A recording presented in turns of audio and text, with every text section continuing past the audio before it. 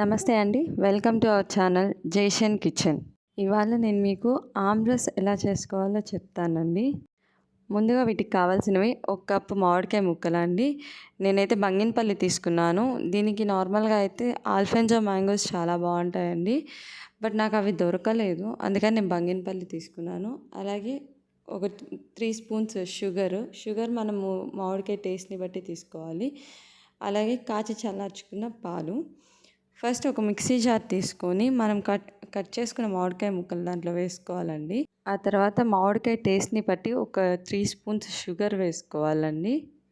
తర్వాత నేను half glass పాలు తీసుకున్నానండి. కాచి చల్లార్చుకున్న పాలు ఇవి ఫ్రిడ్జ్లో పెట్టుకున్నాను. ఆ తర్వాత యాలకుల పొడి తీసుకున్నాను. వీటిని బాగా మెత్తగా గ్రైండ్ చేసుకోవాలి అండి. ఇప్పుడు ఈ మిశ్రమాన్ని మనము వడగట్టుకోవాలండి.